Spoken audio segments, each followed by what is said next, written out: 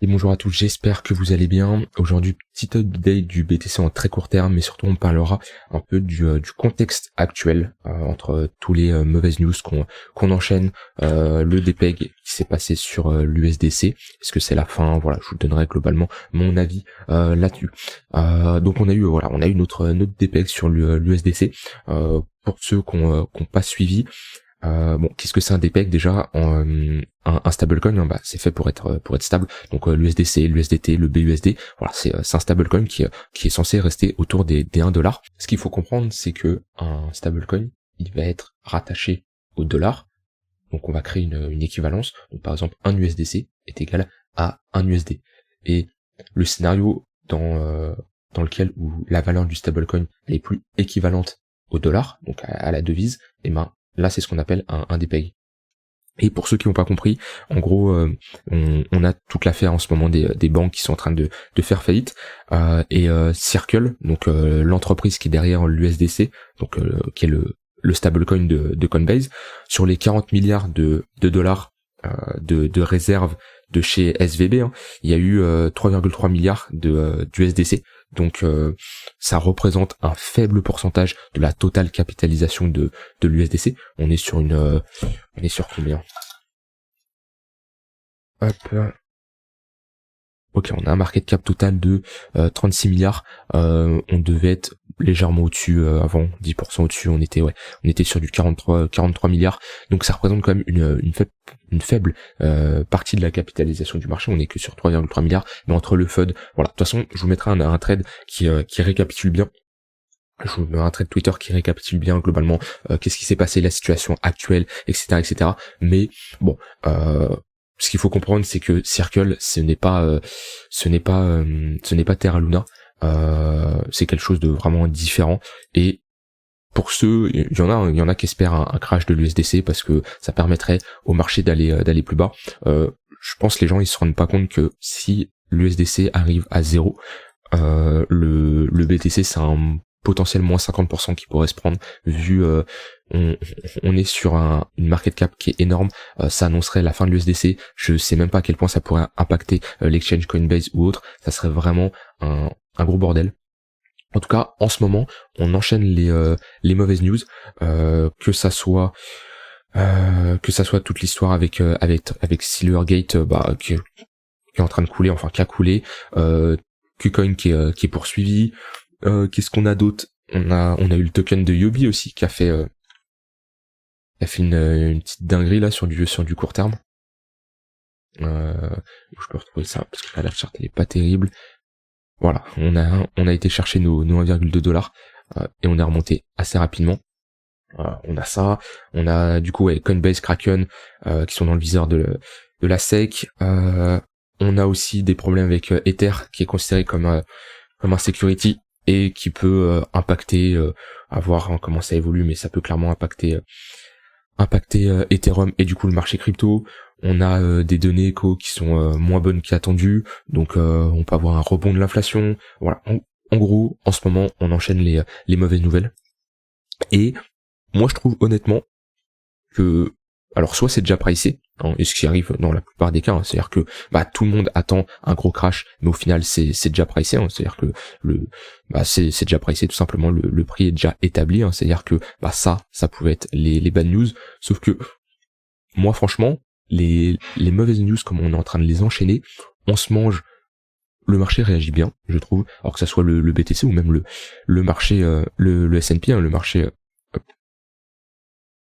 boursier. Moi je trouve on réagit bien, on est dans un contexte où on enchaîne les mauvaises nouvelles et c'est un peu la panique. On le voit, que ça soit sur le marché boursier ou même sur tous les cryptos, il y a 2-3 semaines, tout était beau, c'était magnifique. On fait une baisse de, allez, hop, moins 15, moins 20%, ce qui est quelque chose de très classique dans les crypto-monnaies, hein. C'est-à-dire tous les 2-3 semaines on a ce genre de baisse, voilà. Ici on avait eu une baisse de moins 15%, ici aussi, voilà, c'est quelque chose qui arrive assez souvent et ça panique beaucoup. Et de toute façon, je l'avais dit, hein, mais on est dans une zone d'incertitude, hein, c'est le but d'un doji qu'on avait établi ici en monthly, où un doji c'est une indécision du marché, du coup les gens sont incertains. Sauf que les gens paniquent, et il y a une phrase qui dit que quand tout le monde panique, achète, et quand tout le monde est euphorie, vend. De toute façon, c'est la vérité, hein. Les meilleures opportunités se crée dans des périodes de crise. Voilà, si on regarde le S&P, crise de crash Covid, voilà, ici grosse opportunité, la crise de 2008, grosse opportunité, la crise de 2000, grosse opportunité. Ça c'est quelque chose, si vous devez retenir une leçon, les meilleures opportunités se créent lors des périodes de crise. C'est quelque chose de très classique.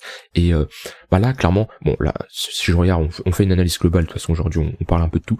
La tendance sur le S&P pour le moment reste clairement haussière. Bon, de toute façon, on fera jamais ça sur le S&P. On reviendra jamais titiller ce genre de lot là. Sinon, c'est la fin du marché, c'est la fin de l'économie mondiale. Je vous le dis.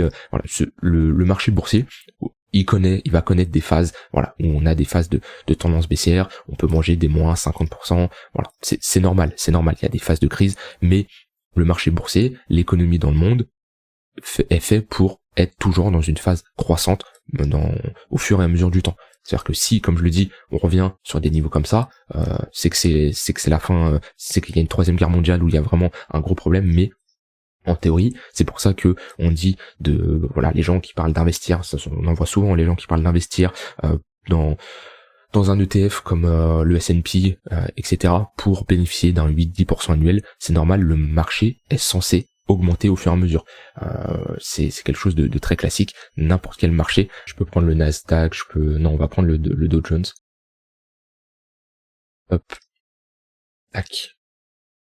Si je me mets en logarithmique, depuis des dizaines et des dizaines d'années, on est sur une tendance haussière en trimestriel, voilà. Et c'est normal, le marché est censé être haussier sur du long terme, puisque l'économie est censée augmenter. Le monde est dans une phase de croissance, chaque jour on évolue. Là je parle vraiment sur du très très long terme. Bien sûr, pendant ici de 2000 à globalement 2011, on a connu un gros range. Donc oui, les gens qui investissent ici pendant 10 ans, leur argent ne sert à rien. Mais ce que je veux vous faire comprendre, c'est que l'économie est croissante sur du très très long terme. Et c'est quelque chose de classique. Alors par contre, ça n'a rien à voir avec le marché des cryptos. C'est-à-dire que le BTC, lui, depuis sa création, il est dans un marché croissant. Mais si du jour au lendemain les cryptos disparaissaient, l'économie globale ne s'arrêterait pas de tourner. Voilà, c'est pour vous faire comprendre. Mais bon, dans tous les cas, on est dans une période où il y a énormément de FUD, il y a énormément de mauvaises nouvelles, ça panique un peu, et moi je vous l'ai dit, mais je regarde beaucoup la psychologie des gens pour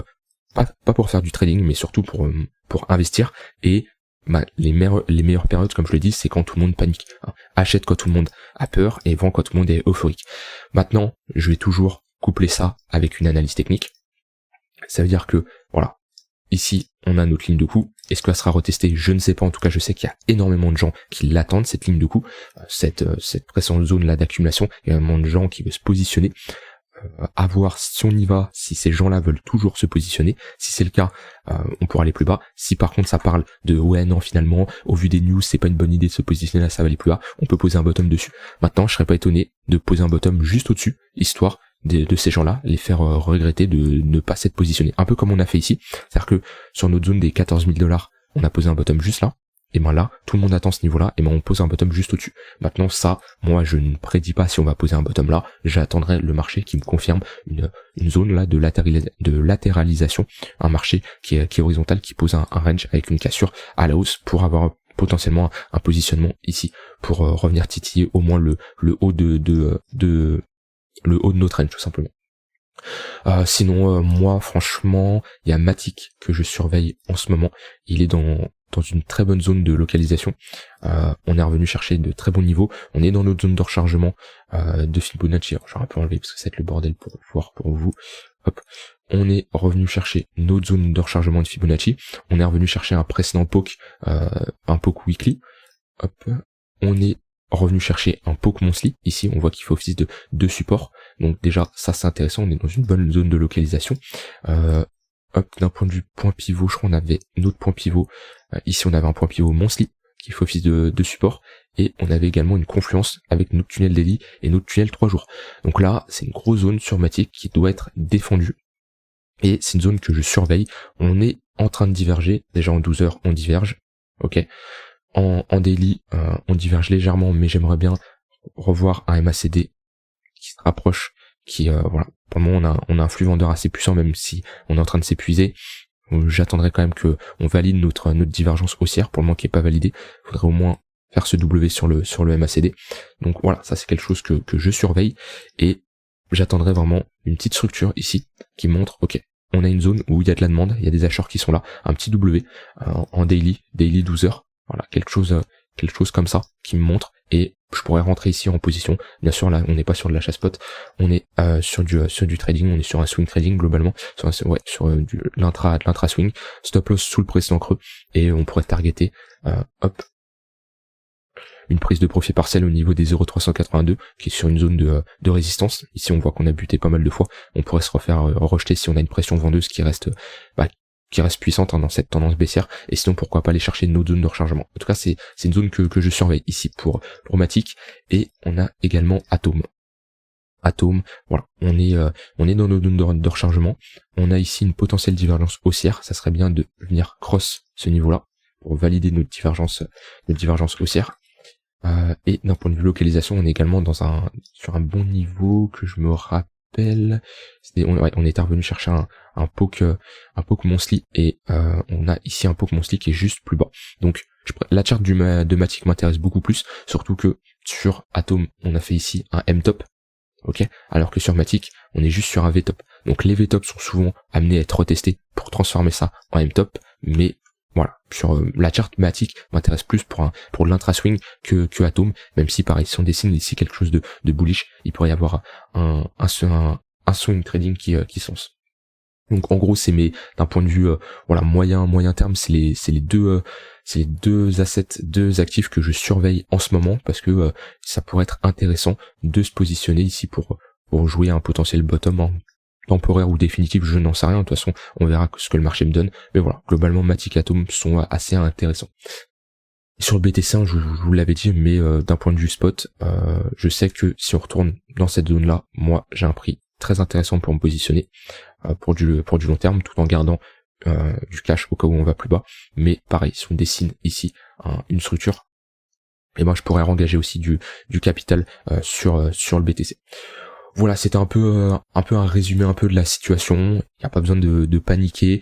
Vous pouvez tout de même, alors oui, vous allez me dire oui, tu participes au FUD, c'est pas très bien, mais vous pouvez tout de même transférer vos USDC en USDT. Ça sert à rien de les transformer en DAI. J'en vois beaucoup qu'on fait de la situation, parce que le DAI et l'USDC, si l'USDC crash, le DAI va suivre, parce que le DAI il est couvert par l'USDC. Ce que vous devez comprendre, c'est qu'il y a un lien entre les deux. Voilà, il y a un lien entre les deux. Donc, vous pouvez transférer vos USDC en USDT ou en BUSD.